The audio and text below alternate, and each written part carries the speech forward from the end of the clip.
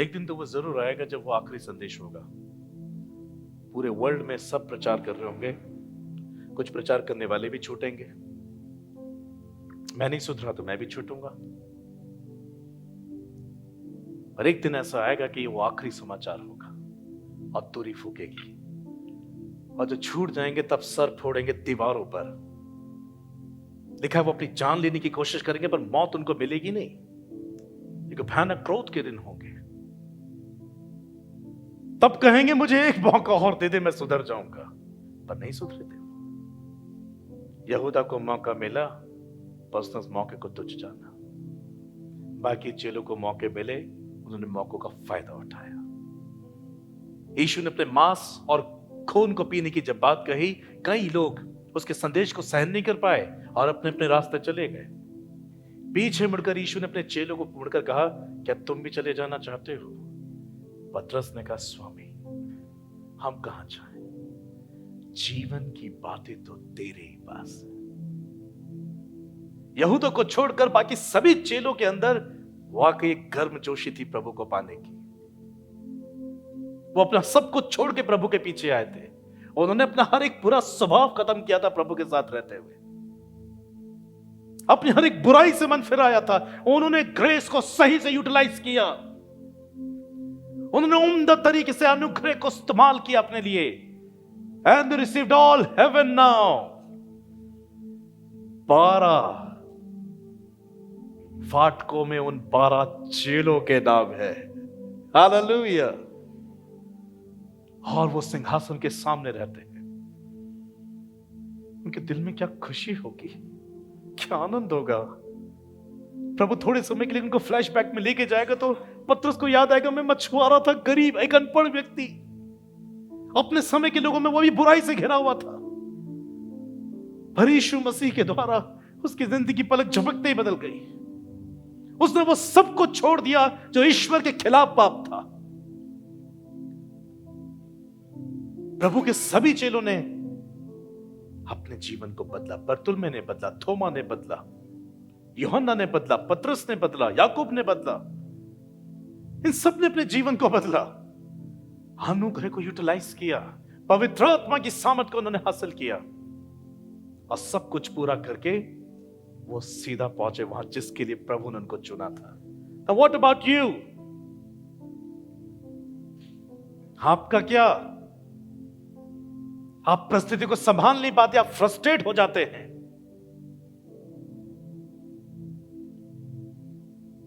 वो नया दाखरस है, पवित्र आत्मा का ऐसा नशा जो आपको केवल स्वर्ग आनंद में बनाए रखता है।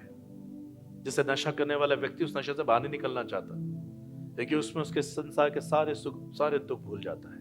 इन द सेम वे ये पवित्र आत्मा का ऐसा नशा है कि इंसान पाप, उसकी इच्छा, लालसा, मजे की हर बुराई से बाहर आ जाता है और प्रभु की उपस्थिति में लीन हो जाता है। मगर ये दाखरस आपकी जिंदगी में तब आएगा जब आप साफ होंगे, अपने आप को साफ करते जाएंगे। लूका 5:36 में लिखा, ल्यूक चैप्टर 5 वर्स 36, यीशु ने उन्हें यह दृष्टांत भी सुनाया, कोई व्यक्ति नया कपड़ा फाड़ कर पुराने कपड़े की पैबंद नहीं लगाता, नहीं तो वो नया कपड़ा फटेगा और नए कपड़े का पैबंद पुराने कपड़े के साथ मेल नहीं खाएगा। नया कपड़ा पुराने कपड़े पर अगर जोड़कर आप सीलोगे भी ना, एक वक्त आएगा गंदे होंगे, धोया जाएगा। तो डिटर्जेंट जो होता है ना, वो कपड़े को या तो फैलाएगा या सिकोड़ देगा। फैलाएगा तो भी पुराना कपड़ा खराब होगा, सिकोड़ेगा तो भी पुराने कपड़े की वैल्यू घट जाएगी, मैच नहीं होगा, फिट या अनफिट रहेगा। अगर आपकी जिंदगी पुरानी है, पाप से पीड़ित है, आप यीशु के साथ कभी फिट नहीं हो पाओगे, अनफिट रहोगे। इंडियन आर्मी की लिस्ट में जो लोग जॉब करना चाहते हैं, जरा सी हाइट और जरा सी किसी भी कारण से उनको अनफिट करके निकाल देते हैं। ईश्वर का चुनाव भी कहीं ऐसा ना हो जाए, न्याय के दिन प्रभु कहेंगे ये अनफिट है, हटाओ इसको। मौका भी नहीं देगा कि आप एक्सक्यूज भी नहीं बोल पाओगे प्रभु को। आप, वो नया वस्त्र है, बाइबल कहती है वो नया चरित्र है। आपको नया चरित्र धारण करना है। आपको शरीर की इच्छाओं से, शरीर की लालसाओं से, शरीर के मजे से बाहर आ जाना है। सबसे बड़ा दुख क्या है आज के संसार का? आज से 10-15 साल पहले परमेश्वर का गुप्त मन इस रीति से प्रकट नहीं हो रहा था। प्रोबेबली 20 साल पहले इस रीति से गॉड का डीपेस्ट हार्ट रिवील नहीं हो रहा था हर जगह, और तब लोग बदलने के लिए बहुत तैयार थे। और अब तो परमेश्वर ने बहुतों पे अभिषेक किया है, जो गहरे राज को हर मीटिंग पे खोल रहे हैं परमेश्वर के, और कलीसिया नहीं बच रही है। जब गुप्त था सब कुछ तो जिंदगियां प्रभु के पास पहुंच रही थी, आज सब कुछ खोल दिया प्रभु ने, लोग नरक ही जा रहे हैं।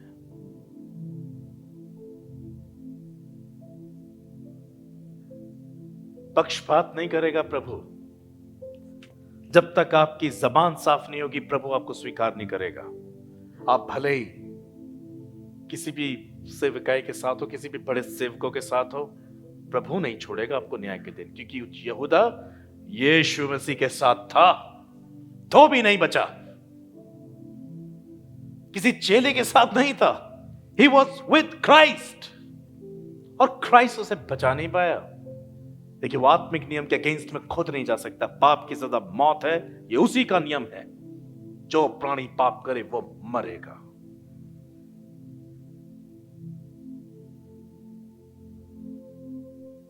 Ephesians chapter 5 verse 15 to 17, इफिसियों 5:15 से 17।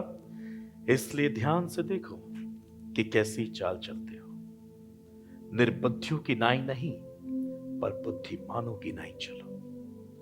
अवसर को बहुमूल्य समझो क्योंकि दिन बुरे हैं। इस कारण निर्बुद्धि ना हो, पर ध्यान से समझो कि प्रभु की क्या इच्छा है। ध्यान से देखो अपनी चाल चलन को। मैं दिन में 1000 बार सोचता हूं 18 साल पहले मैं क्या था और आज की स्थिति में कितना अंतर है। मैं कितना बदला हूं, कितना और बदलना है, क्योंकि मुझे नहीं मालूम मेरे महीनों की गिनती कब समाप्त होगी।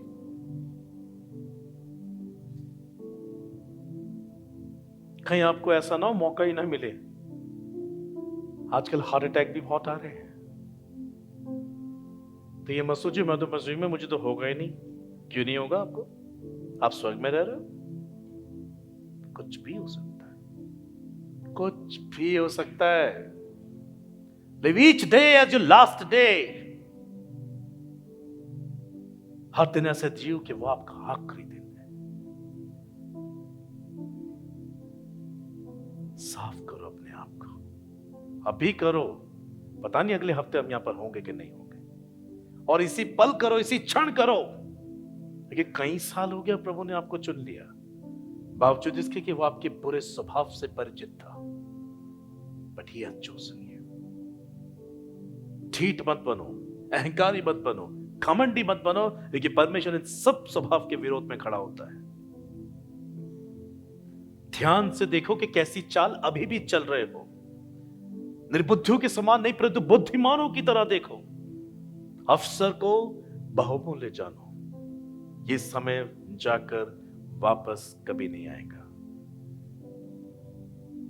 दिन बहुत बुरे हैं, बहुत बुरे दिन हैं। इस कारण निर्बुद्धि ना हो, पर ध्यान से समझो कि प्रभु की इच्छा क्या है।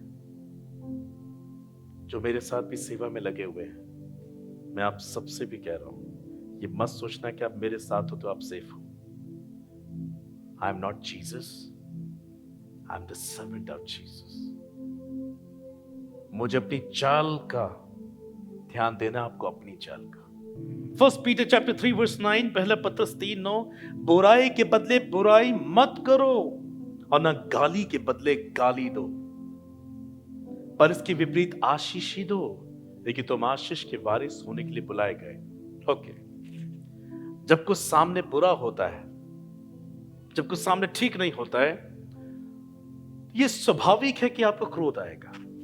प्रभु ने क्रोध करने के लिए मना नहीं किया, पर क्रोध में पाप करने के लिए मना किया है।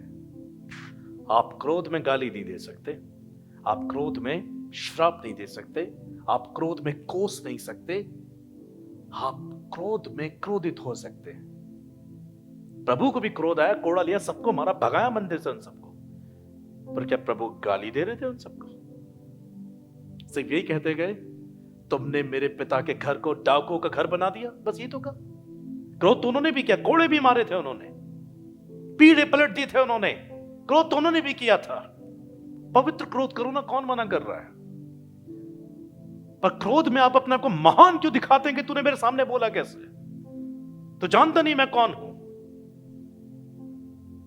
मैंने एक दिन मैसेज दिया था ना, यहां पर दिखावा किसी भी प्रकार का हो सकता है, चाहे वो आपकी ताकत का क्यों ना हो, पर दिखावे को दिखाकर आप परमेश्वर की ग्रेट महिमा को चुरा रहे हैं। ये वही कह सकता है, तेरी हिम्मत कैसे हुई मेरे सामने बोलने की? Only God can say this, you not. बुराई आएगी सामने, फ्रस्ट्रेशन के हालात बनेंगे सामने। प्रभु जानता है ना कि आप भी कमजोर हो, हालात वैसे ही बनेंगे और बनते रहेंगे जब तक आप सुधरोगे नहीं। आप एक्सक्यूज देना बंद करोगे, उसने ऐसा कहा, एकदम बरस पड़ा, उसने ऐसा कह दिया। नहीं, आप कोई एक्सक्यूज नहीं दे सकते प्रभु को। चुप रहने और शांत रहने में तुम्हारी वीरता है। मैंने भी प्रैक्टिस की है, कुछ साल मेरे साथ प्रॉब्लम हुई है इसमें। जैसे जो मेरी प्रैक्टिस में मैं अगर जीवंत हो सकता हूं, अभी मुझे शांत रहना आ गया है और मुझे सहन करना भी बहुत आ गया है।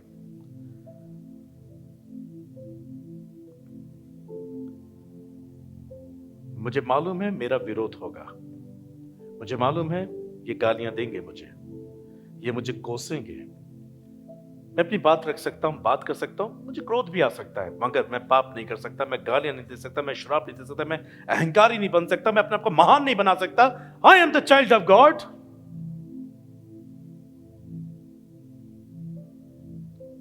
समय नहीं मिलेगा ये सच्ची बातें सुनने का। आज आपको सच्ची बातें सुनने को मिल रही हैं, सुन रहे हो? सब नहीं सुन रहे हो? अपनी जिंदगी बदल दो। अगर मर गए ना, बहुत भयानक जगह में उतरोगे और प्रभु को यह भी नहीं कह पाओगे, प्रभु तू जानता है मैं इंसान हूं। प्रभु ने कहा तभी तुझे सहायक दिया कि तुझे इंसान को परिपक्व बनाए, तुझे ऐसे सेवक दिए कि मेरा हृदय तुझे खोल कर बताए। इसके बावजूद भी तूने तुच्छ जाना मुझे यहूदा के समान। यीशु के 12 चेलों में से एक चेला नाश हो गया, तो फिर आप और मैं कौन थे?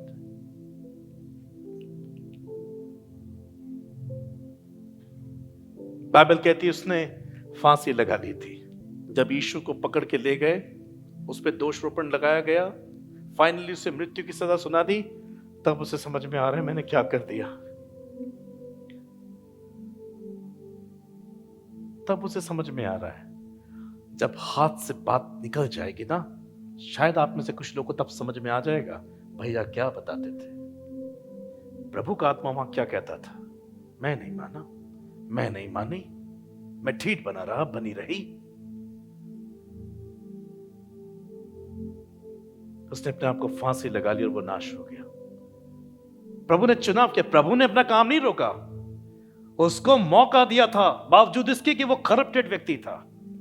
वो जब नाश हुआ, प्रभु ने एक और मौका दिया, मतीहा को चुन लिया। चिट्ठी उसके नाम पे निकली। परमेश्वर अपना काम नहीं रोकेगा। अगर आप में से कोई नाश हो रहा है तो होने दो, परमेश्वर और किसी को लाएगा आपके बदले में। आपको ही उसकी वैल्यू समझनी होगी।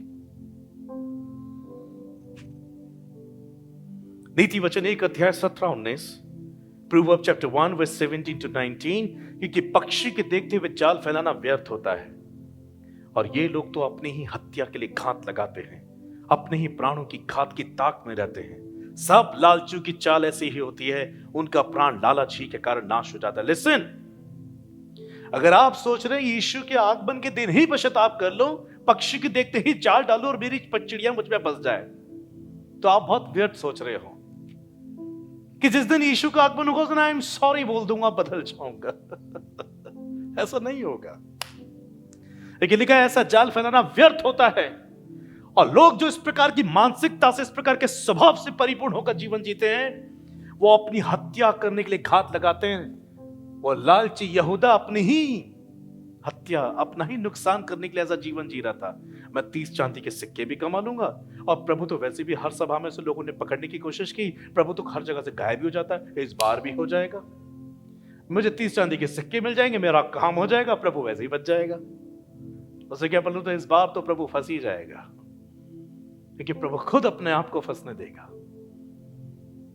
अगर आप सोच रहे हैं कि मैं बिल्कुल प्रभु के आगमन से पहले पहले पश्चाताप, तो आपको पता है कब आएगा प्रभु का आगमन। इट इज पॉसिबल कि इस सभा के बाद आप चाय पिए, मैं आपके साथ पिए और हम बात कर रहे हैं कि एक सिप ले रहा, तुरंत आज ही हो जाएगा न्याय कि संदेश सुनकर कौन हेवन गया कौन नहीं। जो लोग ऐसा जीवन जीते हैं वो अपने प्राणों की घात में बैठे हुए हैं। लिसन, जो केयरफुली रहते, जो निश्चित रहते हैं, जो ध्यान नहीं दे रहे अपने चाल चलन का, जबकि उनको एक ग्रेस मिला, एक चुनाव मिला यीशु मसीह का, उसके बावजूद भी वो खुश हैं। शादी पार्टी मौज मस्ती शॉपिंग राग रंग मनोरंजन से खुश हैं। वो अपने प्राण की घात में बैठे हुए हैं। वो एक दिन नाश जरूर हो जाएंगे। पहला पत्रस 3:10-22, क्योंकि जो कोई जीवन की इच्छा रखता है और अच्छे दिन देखना चाहता है, वो अपनी जीभ को बुराई से और अपने होठों को छल की बात करने से रोके रहे। वो बुराई का साथ छोड़े और भलाई ही करे। There is no any other option. वो मेल मिलाप को ढूंढे और उसके यत्न में रहे। क्योंकि प्रभु की आंखें धर्मियों पर लगी रहती हैं। किस पे लगी रहती हैं? और उसके कान उनकी दुहाई की ओर लगे रहते हैं, परंतु प्रभु बुराई करने वालों के खिलाफ रहता है। यदि तुम भलाई करने में उत्तेजित रहो तो तुम्हारी बुराई करने वाला फिर कौन है? और यदि तुम धर्म के कारण दुख भी उठाओ तो धन्य हो, पर उनके डराने से मत डरो और न घबराओ, पर मसीह को प्रभु जानकर अपने अपने मन में पवित्र समझो। जो कोई तुमसे तुम्हारी आशा के विषय में पूछे तो उसे उत्तर देने के लिए सर्वदा तैयार रहो, पर नम्रता और भय के साथ। और विवेक भी शुद्ध रखो, कॉन्साइंस को, इसलिए कि जिन बातों के विषय में लोग तुम्हारी बदनामी करते हैं, उनके विषय में वो तुम्हारे मसीह में अच्छे चाल चलन का अपमान करते हैं, लज्जित हो। तो वो तुम्हारे अंदर कैरेक्टर देखेंगे मसीह का, खुद ही लज्जित हो जाएंगे जो तुम्हें बदनाम करते हैं। सभी के साथ सही से पेश आओ। हर एक व्यक्ति के अंदर एक जांच मशीन है, लोग आपको जांचते हैं।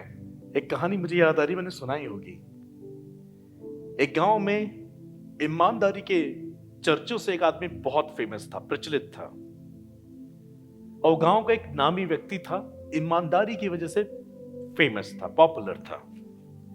एक दिन वो अपने गांव से बस में सफर करके दूसरे गांव में जा रहा था। उसने बस की टिकट ली और बैठ गया। बस की टिकट लेते वक्त कंडक्टर ने जब उसके पैसे वापस करे तो वापसी के जो पैसे उसको मिले उस आदमी को, उसमें 10 रुपए ज्यादा थे। उसने सोचा, अरे इसने 10 रुपए मुझे एक्स्ट्रा दे दिए, मुझे लौटा देने चाहिए। फिर सोचा, अरे नहीं, परमेश्वर की कृपा समझ के रख लेता हूं। पर जैसे उसका स्टॉप आने वाला था, उसके मन में पवित्र आत्मा ने उसे झंझोड़ दिया कि नहीं, तुमको वो पैसे वापस करने चाहिए। वो बस स्टॉप से पहले पहले उठा, श्रीमान आपने मुझे 10 रुपए एक्स्ट्रा दे दिए, प्लीज रख लीजिए। उसने कहा, वही पास्टर है ना जो उस गांव में बहुत फेमस है ईमानदारी की वजह से? हाँ हाँ, मैं तो वही हूँ। मैं जब आप आए थे ना बस में, मैं तभी पहचान गया था आपको। मैंने जानबूझ के 10 रुपए एक्स्ट्रा दिए थे आपको कि देखो आप वाकई ईमानदार हो कि नहीं हो। वो वहां उतर तो गया, बस चली गई। उसने बस जमीन पे घुटने टेक दिए, प्रभु 10 रुपए की वजह से मैंने आज अपनी धार्मिकता दांव पे लगा दी थी। कुछ समझ में आ रहा है?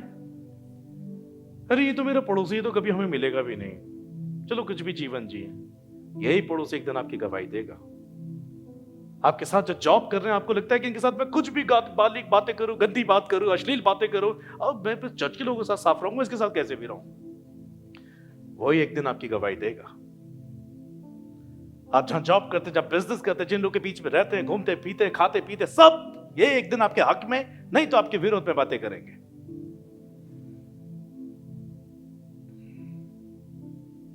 कुछ समझ में आ रहा है?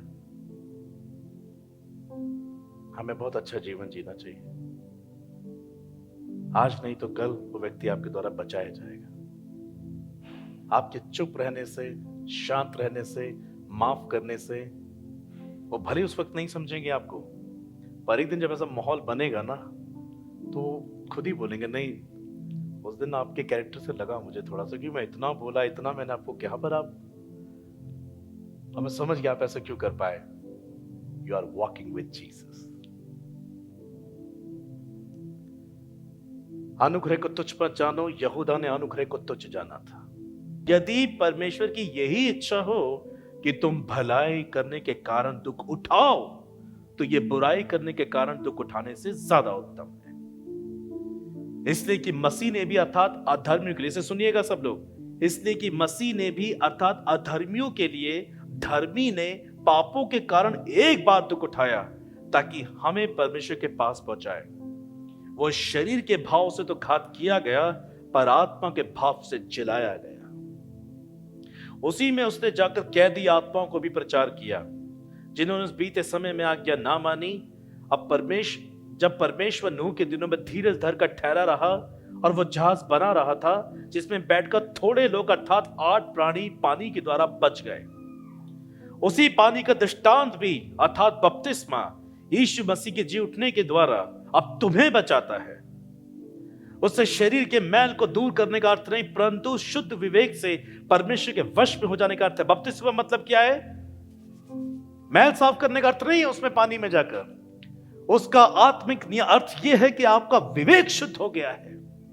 अब आप संसार के वश में नहीं रहेंगे, संसार की बुराई के वश में नहीं रहेंगे, संसार के पाप में स्वभाव के वश में नहीं रहेंगे। आप शुद्ध मन से प्रभु के अंडर अथॉरिटी में चले जाएंगे। अब प्रभु आप पे राज्य करेगा। अब आप वही देखेंगे जो प्रभु दिखाएंगे। अब आप वही कहेंगे जो प्रभु बुलवाएंगे। अब आप वही सुनेंगे जो प्रभु चाहेंगे कि आप सुनो। यिर्मयाह चैप्टर 1 में ऐसा लिखा है कि जिस किसी के पास मैं तुझे भेजूं वहां तू जाएगा, जो कुछ मैं तुझे कहने की आज्ञा दूं बस वही तू कहेगा। उसने आपको चुना है, हम उसे नहीं चुन सकते थे।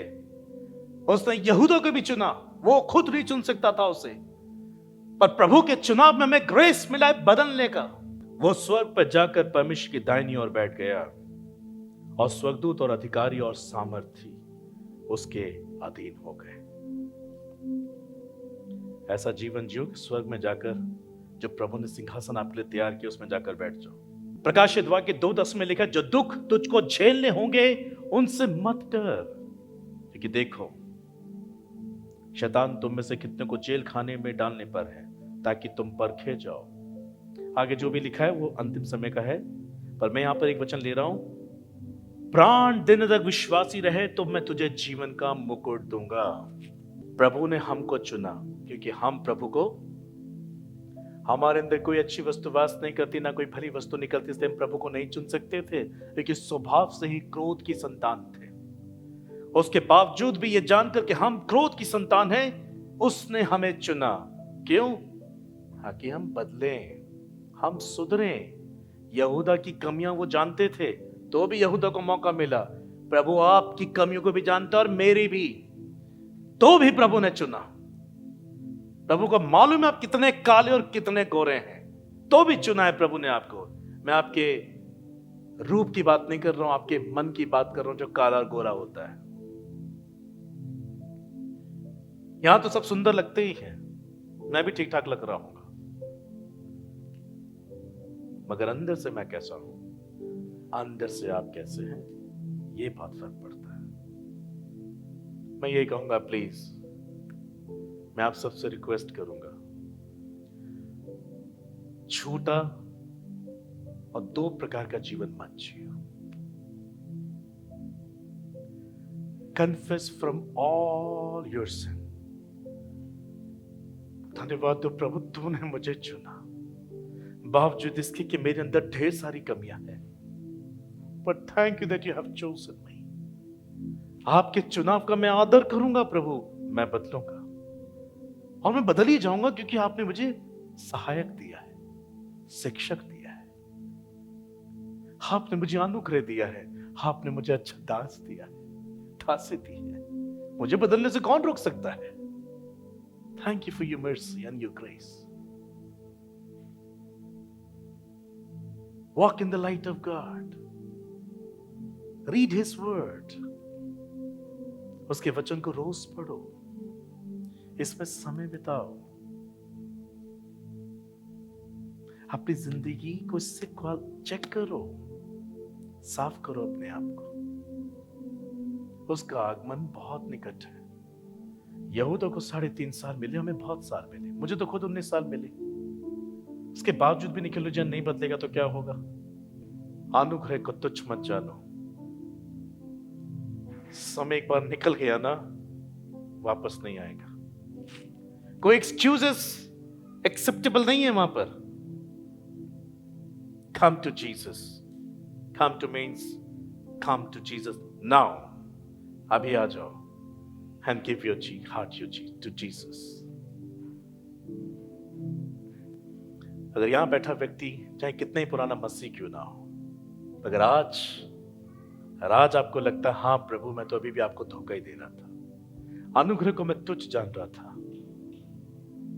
मैं यहूदा के समान गलती नहीं करूंगा प्रभु, मैं बदलूंगा। Now raise your hands towards God। अपने हाथों को खड़ा करो, और वो जो आसमान में बैठा है वो इस लेंटे के बाहर भी आपको देख पा रहा है। उसका हृदय आनंदित होगा अगर आप दिल से अपना जीवन उसको दे देंगे आज,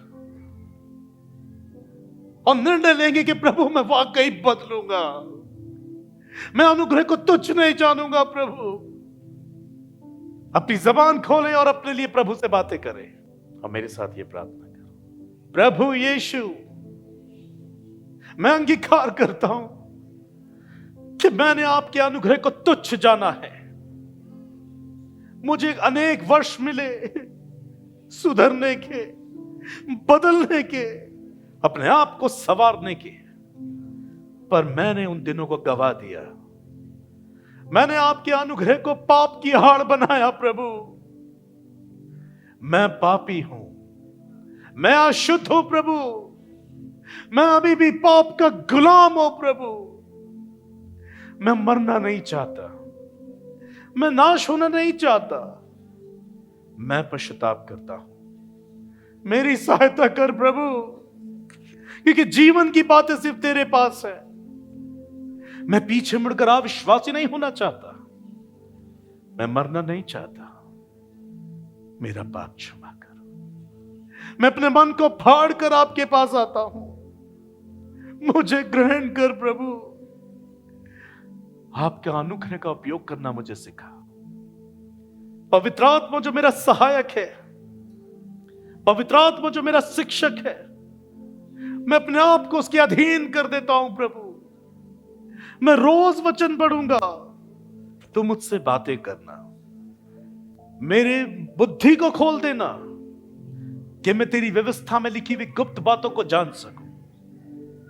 प्रभु मुझे बदल दीजिए कि मैं स्वार्थ के साथ ना चलूं, पर अपनी आत्मा को बचाने के लिए जीने पाऊं। मेरा गुप्त पाप क्षमा कर, हर गंदे काम से मुझे आजाद कर, हर लालच से मुझे आजाद कर, गाली से मुझे आजाद कर, अहंकार से मुझे आजाद कर, झूठ से मुझे आजाद कर, व्यभिचार से मुझे आजाद कर। प्रभु मुझे आजाद कर बुराइयों से, मुझे चुगलियों से आजाद कर, नफरत से आजाद कर, हर बुराई से मुझे छुटकारा दे। मुझ पर राज्य कर प्रभु, मेरे हृदय में आइए प्रभु। मैं वचन पढ़ना चाहता हूं, मुझे वचन की तीव्र भूख दीजिए, मुझे प्रार्थना की तीव्र भूख दीजिए। मुझे शरीर से निकालिए, मुझे संसार से निकालिए। मेरी आप में एक पहचान बन जाए प्रभु। मेरे हृदय में आओ प्रभु, मुझ पापी पे दया करो प्रभु, मेरे गुनाह माफ करो प्रभु, मेरे प्रभु बन जाओ, मुझ पे राज्य करो प्रभु।